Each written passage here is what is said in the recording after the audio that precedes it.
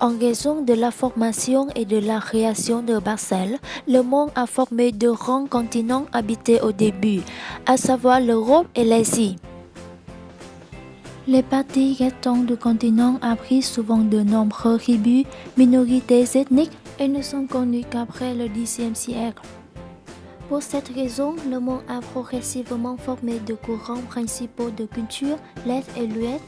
L'Orient et l'Occident ont toujours des conceptions de la vie très différentes, on va découvrir.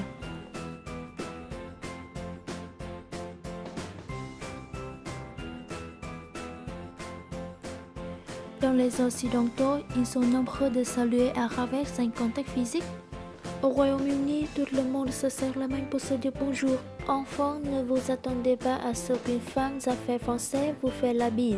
En général, seuls les amis proches se la font. Ou serre la main en situation professionnelle reste la norme. En Nouvelle-Zélande, ils s'effectuent en pressant le nez et le front d'une autre personne lors qu'une rencontre. Dans les Orientaux, ils sont raides de saluer à travers un contact physique. Il faut incliner le buste en gardant les bras le long du corps tout en joignant les mains sur les jambes. Le Japonais se salue mutuellement en s'inclinant avec l'autre. Le degré et le temps d'inclinaison caractérisent vos remarques de respect. Plus ils sont grands, plus votre salut sera respecté et formel. En Thaïlande, on utilise le doigt pour saluer. En joignant les mains devant la poitrine, tout en inclinant légèrement le buste et la tête. Les différentes cultures entre les Occidentaux et les Orientaux sont également exprimées par les couvercles de table. Dans les pays orientaux, les personnes utilisent les baguettes et la cuillère. L'histoire des baguettes a commencé il y a plus de 5000 ans et provenait de la Chine. Les baguettes sont similaires, mais ont toujours des points spécifiques selon les caractéristiques de chaque pays. Avec un ensemble de cuillères, baguette peut être utilisée pour tout repas.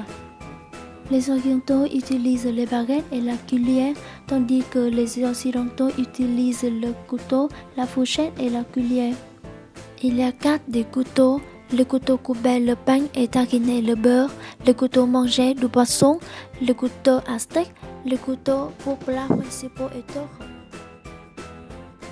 Dans le repas, les Occidentaux utilisent une variété de cuillères et fourchettes pour chaque plat.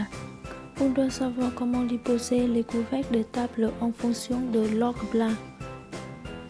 Dans les Orientaux, il n'y a pas de règles spécifiques pour organiser des tables à manger.